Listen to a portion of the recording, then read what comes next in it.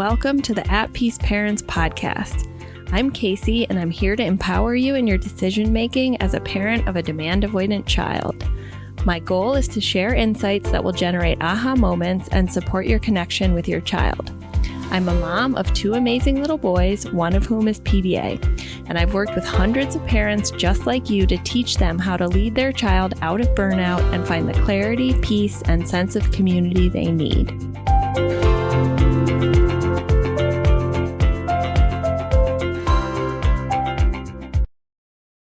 Casey, and welcome to Parenting PDA Your Way. I'm a mom of two PDA children and the founder of At Peace Parents, and once a week on Fridays, I coach a parent of a pathologically demand-avoidant child or teen to help the parent make progress towards more stability and peace in their home. In doing so, my goal is to support them and you to practice new skills and to bring non-judgment, compassion, and maybe a little humor to the trickiest situations with PDA children that we all face. Welcome to our guest, and let's get started. Hello. Hi. How are you? I'm well. I'm really well. Thank you for having me. I'm looking forward to this. Yeah, I'm looking forward to it too. Do you mind telling us a region that you're tuning in from so we can? Sure. Yeah, I'm in Ontario, Canada. Awesome. So we're not that far from each other then, because I'm about an hour from Windsor. Oh, yes. Yeah, not too far. Not too far. Yeah. We're neighbors. Okay, very cool. And how are you feeling? You feeling ready to chat? Yeah, I'm feeling ready to chat. I'm a little nervous, but I'm sure once we get rolling, it'll feel natural. I feel like I know you anyways, Casey, just from listening to your voice so often. So Yeah. Awesome. Yeah. Well, I always feel nervous when I go live. So you're in good company. And I have your question here, and I'm happy to read it. Or if you would like to state your question, you can do that as well. Yeah, sure. No, if you'd like to read it, that'd be great. Okay, awesome. How to deal with a teen, larger and stronger looking than me, growling, grabbing, or seemingly being threatening to me in public. I'm okay dealing with it at home for the most part, but in public, there's an added layer of not only judgment, but sometimes concern for my safety. What to say, what to do, how to react to make everyone feel safe. I dream, haha. Is there anything you'd like to add or provide more context on? I will add one, I guess, sort of layer to that, and that's that my son, he's almost 15. He has three quite little siblings as well. So they're almost 4 and 1 and 1. And so the added layer is that we also have to explain to them and make sure they're feeling safe. Not that they're physically threatened, but just nervous system safe as well, because it can be a little bit scary. So in the home, that's starting to come up a little bit more, especially with the 4-year-old, just asking like, what's wrong with Caius? Yeah. Okay. So another question I have, just based on what you said, is when you're in public, especially, are you actually concerned for your safety, or is it more about the perception of your children and others who are looking on? It's more about the perception. I'm not concerned for my safety. I mean, I might get a tiny injury, but it's a hard grab or a light, I don't want to say punch, but I'm not concerned for my physical safety. Caius does have that boundary, but yeah, I'd say more perception, and then just it's very hard to not escalate the situation at that point, because we're already so escalated that any little movement or sound or sentence that I make is going to make it worse. And so, yeah, it's almost like I'm frozen as to what to do. And I'm less worried about the judgment piece, but of course, like that's there. Yeah. And if other people are concerned and coming over, it's also scary for your other 3 children. For sure. Would you mind talking to me about what you do in the home currently to de-escalate in these moments? Sure. So in the home, if we were, let's say, it was like a big growl or grab, we would usually just like pull away, physically pull away. We let him go away. And then we just let him come back to us when he's ready. And to be honest, we try not to acknowledge the physicality at all. And sometimes he will even, like, in his own way, apologize to us, like nuzzle up closely afterwards or something like that. It's usually only with myself, his dad or his stepdad that he's the most physical, but specifically his dad and stepdad, I would say. And if there is any reaction on their part, like even a like disappointment, like, oh, he'll step it up another notch. Yeah. Okay. So from what you've shared with me, it sounds like you're pretty well versed in PDA, and I try to be. I try to have my PDA lens on, and I really, really try to be a safe nervous system for him. Like, I would say that I am probably his person and safest person. Yeah. Okay, so the first thing that's coming to my mind is your 4-year-old, and what's coming to my head in terms of like skills we can talk about is having a conversation in the home about nervous systems. Have you already done that? We talk about our feelings for sure. So I would say like there's a tiny bit of groundwork there. She's just about to be 4. So she's still, okay. Yeah.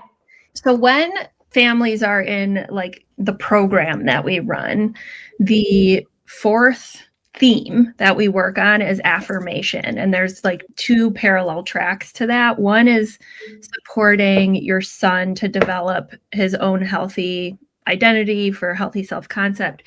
And the other parallel track, or the first thing that we encourage parents to do, is to start offering or strewing indirectly conversations about nervous system activation. Yeah. So that's one thing we could sort of workshop together so that you have a groundwork laid for having language to use ahead of the moment when he is activated, either at home or in public. Mm-hmm. And then we could think about, another thing that came to my mind is cost benefit decision making around taking all 4, just you, or even all 4 out, and where he is in terms of how close he is to his threshold. But I really want it to be what you need. So as I'm speaking, where is your intuition leading you? Yeah, no, I think that's a really good point about taking him out closer when he's closer to his threshold or into a situation that we know he might get there. We are an outgoing family and we do like to do things. Additionally, Caius is a very social autistic person. So he both craves that. Yeah. And is activated by it. So there's that dichotomy for him, which is difficult to navigate. So that's definitely a piece I would like to explore. I think in terms of the little ones, like I can explain it to, like, especially if Kais walks away, it's a lot easier because then I can really get into it with them and say, this is why Kais is upset. But if he can't walk away, so we're in public, it's so hard for me to assure them. Like that would be the piece that I would love to explore, is like assuring them, but not intensifying the situation for Caius, because any talk of it. Yeah. I think though we're honing in on where the cost benefit is. Okay. Like that's the cost benefit of like laying the groundwork with language for the nervous system and having like a word or 2 that especially the 4-year-old understands, so that you don't have to explain or really go into a lot, but you've already got this, like for my son, it's venom, or other kids have organically with their parents come up with like Enderman or red brain. And then you can have that already talked about and common vernacular in the home, so that you can say 1 or 2 sentences knowing that it will activate him more, right? Yeah. And that therein lies the crux of parenting a PDA child or teen, because there isn't a way to do both the I'm going to signal safety and sort of provide this cue of what happened and not signal nervous system stress to your son, because it's like he didn't get to choose that you were saying that, and you're in the decider of how you're framing it. So I think that doesn't mean it's the wrong decision. It's part of that is accepting like the trade-off of the signaling of safety to your younger kids. Yeah. But if we can mitigate how much it triggers him, that's where laying the groundwork can support us. Yeah. No, that makes sense. And then maybe having in your back pocket, if you want, 1 or 2 sentences you could just say to other people if they are coming over and can I help? Which can activate. They cannot. Okay, so would you like to brainstorm about how to start talking about this in the home? Sure. Okay, so the first thing I encourage parents to do is to think about, not to put you on the spot, so if you can't think about it right off the top of your head, no worries, but identifying a time in your life, whether when you were a child, a teen, or recently, that's not traumatic, but when your nervous system was activated to the point where you noticed physical sensations. So it could be like running a stop sign or speeding and seeing a cop was right there. Or it could be like, I accidentally broke a toy in the classroom in 2nd grade and, my face flushed and I had a rapid heart rate. So right. That would be the first step is brainstorming. Can you remember a time when your nervous system activated? And I know it activates all the time, parenting, but can you think of a more neutral? Sure. I could think of, maybe this is a little traumatic, but our dog disappeared for 10 minutes. And that's a good nervous system activating thing.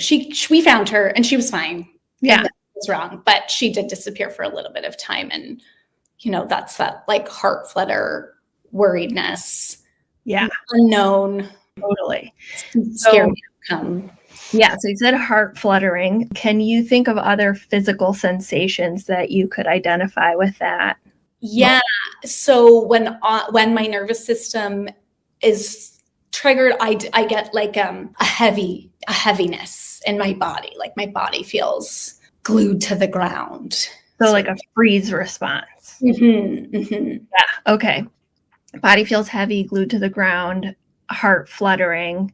Those are all excellent physical sensations that we can highlight.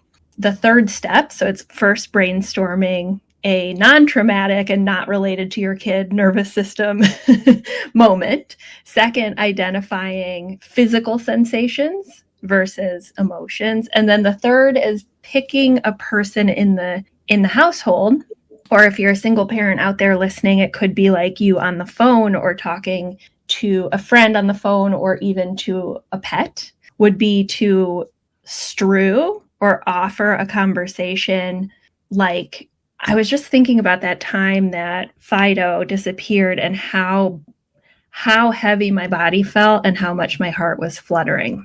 And you could say that to your current partner. If you have a 4-year-old or a 3-year-old, almost 4, who's not PDA, you could more directly reflect on it with them. Yeah. The idea being that you're planting the seed of the physicality of it. And what's helpful with that is that it's both identifying more what a PDAer is feeling, which is not always the same as emotions, right? Mm-hmm. But it's also connecting their experience to something that's a human experience, right? The nervous system. So as I said that, what do you think? Would you have that first conversation within earshot of your son with your partner, or would you have it with your 3-year-old? I would probably have it with my partner, and we're pretty good at the strewing or just putting a thought out there. I wonder if does anybody want, we do practice that in the house. So we could probably do it pretty naturally. Yeah. Yeah. Okay, cool. So if you're going to do it, sort of with the idea of osmosis of your PDA, or perceiving that sentence or story was done. The next step is really tuning into his response. Like, does he growl and say, shut up, stop talking about that? Does he ignore you? Or does he come over and maybe correct the story you're telling? Which is equalizing, but also a data point that he's listening. And all those options would be a possibility for him. Yeah. So we're in experimentation mode, right? Yeah. And this process is very fluid, because like, if he came over and corrected you, it was like, no, Fido was only gone for 5 minutes, and like, my heart wasn't racing. You know, you could say something like, maybe your partner has thought about his body. What happens? You know, maybe his body feels like pressure on the chest or tingling in the hands. So you have these body sensations ready. And the idea is that we're going to offer a name for it. Like, when that happens in my body, I think of X. So one way that can be helpful to sort of cue in your PDA is to think about his special interest. So Okay. what are his special interests? Snakes, karate, and like nature, foraging, natural medicines. Those sorts of things are his 3 current special interests. Yeah, he's a cool guy. Yeah, of course he is. We love him. Okay, so does he watch like karate shows, or is it more doing karate? It's doing karate, but he watches lots of karate videos and he reads lots of karate, like guru type of books. Okay. Maybe you could, do you know the names of any of the gurus? I could probably pull them out. Yeah. So if he rejects it entirely, right? If he's like growling or shut up, stop talking about that, or leaves the room, then we're just going to take it as like seed planted. Nothing to do here except wait until it comes up again naturally, or we wait like maybe 2 or 3 weeks and try again, maybe with the 4-year-old. If he is neutral and doesn't say anything, or he comes over, then we want to have like a name in our back pocket that we could, even if it's silly or cheesy or dorky, and he's going to correct you, that's actually a good thing, right? Where you could be like, when my body feels heavy like that, it reminds me of like X guru when he like knocks through a wooden plank. Right. And knowing PDAers, like my son, for example, both of them, a good response might be like, Mom, that's such a stupid name. Like, it should be this, right? And then you have a word, like maybe he says something totally different, or maybe he just equalizes and he doesn't want to talk about it anymore. That's the second seed we've planted, right? And often what happens is he'll come back without it being in context and be like, maybe he'll name another guru or something totally unrelated. And then you've got like a word for a threat response. Yeah. Right. And so then once we have a word, so like for my son, it's venom, and it sort of got generalized to the whole family. We all have a venom, right? Mommy's venom comes sometimes. William's comes sometimes. Daddy's doesn't come as often, but occasionally it comes. He's the holding it down nervous system in the home in many ways. But then we have a word that you can use in the moment. Yeah. Or afterwards, to just be like, hey, bud, like, I know that you really like going to the fall festival, but like Mr. Guru came out last time. So I'm wondering like if this is a good idea for you. Mm-hmm. Like, that's how at this point my son and I have conversations, because he's very social also. Mm-hmm. Yeah. So the idea behind that, and it's a process, right? Like, it could take a month to even get to the word that you could start using to explain to your 1-year-olds and 3-year-olds, like, yeah, Caius's guru man came. His body was having a hard time, but everything's okay. And then you're starting to have a name for it. Yeah. Right. And it can be at a level that like a 4-year-old would understand. Yeah. Currently, we do say Caius is having a hard time. Yeah. And she usually just says, yeah, Caius is having a hard time. Yeah. And I think that that's sufficient too, right? Yeah. Sometimes she'll say what happened, and she'll be asking a few, like, what happened? What happened? What happened? And that's a little tricky, especially if he is not out of earshot. But we can just say again, Kais is having a hard time, and then we can add this word, and maybe the word will explain to her what happened. Yeah. You can also, like, what I used to say, like when my younger son was really little, I would say Cooper's body's having a hard time, or his brain is scared. And I know that's a little juvenile for a teenager to hear, but it's like very short. But I think having a name for like when the threat response goes off, even if it's not like technical, medical, diagnostic related, it can just become part of your family language. And then it's like, Mama's got this, Benham came. And like my younger son started using it quite early, like as early as 4.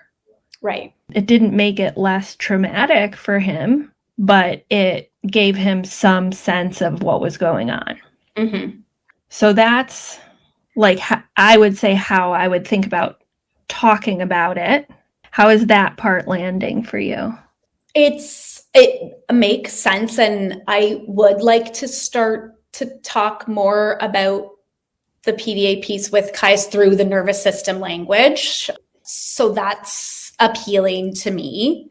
I wonder if it will elicit more questions from the little one, like, and maybe I just put a pin in those in the moment, like as much as I can, or if she'll just start, she's very chatty.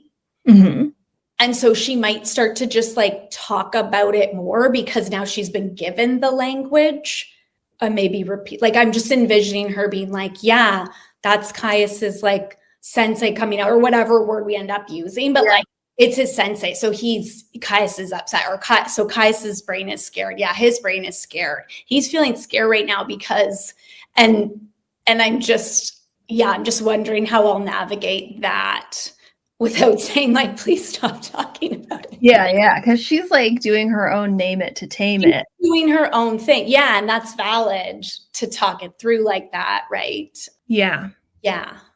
I mean, I think the reality of the situation is once he's in that state, as you said, and I know this and feel this viscerally as a mom, like there is no declarative sentence or facial expression or way that you get below that's going to make it so that they're not having that nervous system response once it's gone off. We can sometimes shorten it, but I think there's a small cost benefit there, but part of what I've come to understand, and like if you're a PDA adult listening, feel free to share your experience and or disagree, but from PDA adults and even observing my own son and working with other families, often there's not a full recollection of even what happened in the moment of like a big panic attack or a growl or a hiss.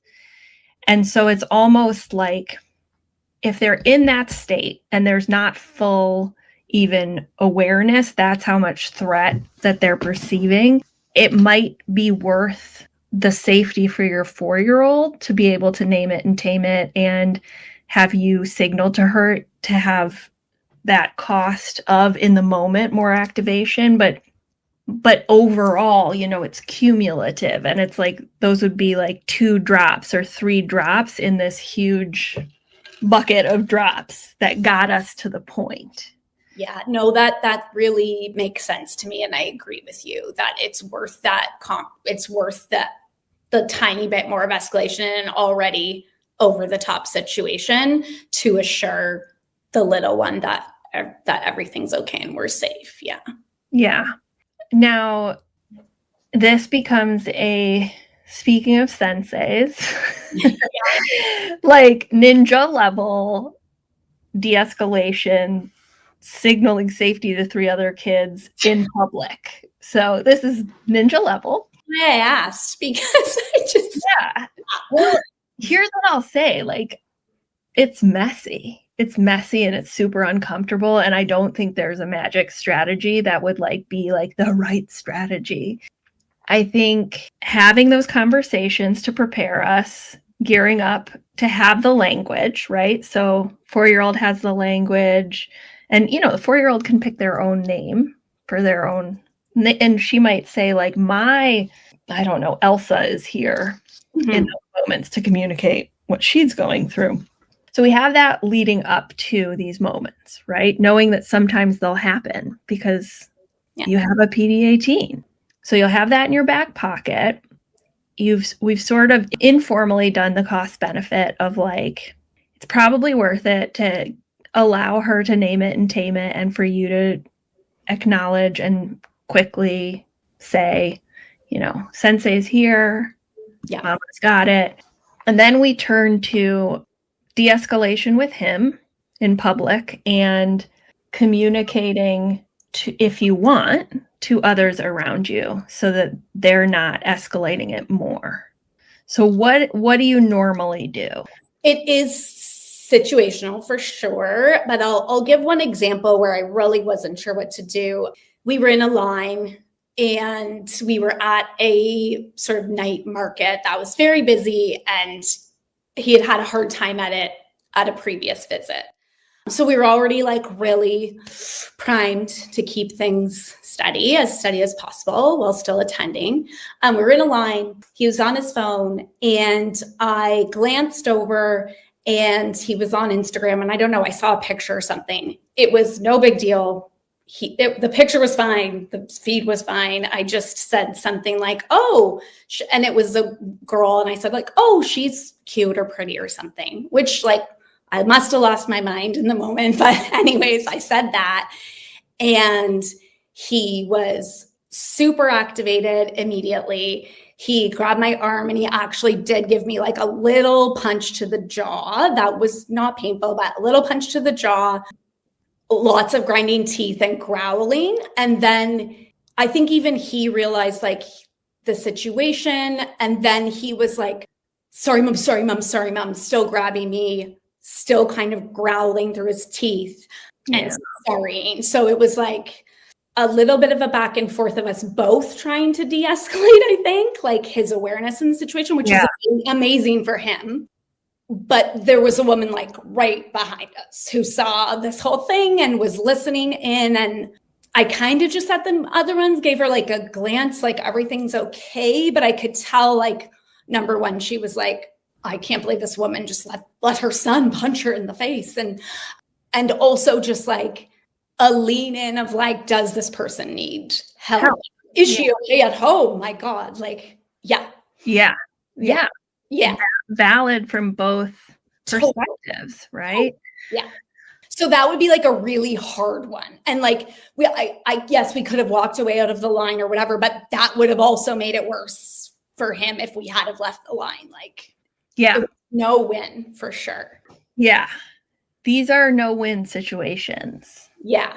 So I think a big part of the journey that we're all on, if we're watching this or participating in it, is learning to sit with the discomfort of other people's discomfort or judgment or fear, right? And fear, like real fear, not even if it's just in the moment, but like our well-meaning parents or in-laws or friends who see how we're sort of supporting our PDA autistic children, and I perceive their fear because it's like, this is so against the conventional wisdom, right?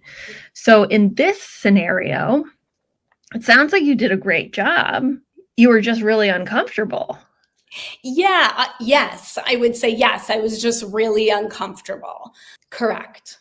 Yeah. And I think that's something you said is resonating with me. Like, I think we're almost better at handling or letting the judgment wash over us with closer family who are more judgmental than a stranger might be. But I think we're better at that. And it's the stranger judgment piece that I think just I don't know, personality or whatever has a hard time overcoming or letting it go. Yeah. So if you don't mind my asking, like, where do you think that comes from? Just trying to make sure everybody's copacetic and not feel, I don't know. I don't want to feel judged, or I don't want to feel like someone thinks that I'm doing the wrong thing or that I'm infringing on their, ability to exist peacefully. Yeah. Would you consider yourself to be somewhat of a people pleaser or no? And I wouldn't, but in some ways I am. Like, I'm a very I take responsibility very seriously. Yeah. Yeah. Yeah. So I think in this situation, I think it's a cost benefit, right? Of like, and it will, as you said, depend on the situation, because if this woman was worried enough to like try and talk to you or go get a security guard or a police person, like it would be worth the cost of activating your son a little bit more to explain, like, my son's autistic, his body's having a hard time, we're fine, I know how to handle this, we need some space, versus a situation where someone's uncomfortable and we feel uncomfortable with their discomfort, but it might not be necessary to direct our focus to their comfort when we're de-escalating a panic attack. Yeah, that's fair. Yeah. And I believe that to be true.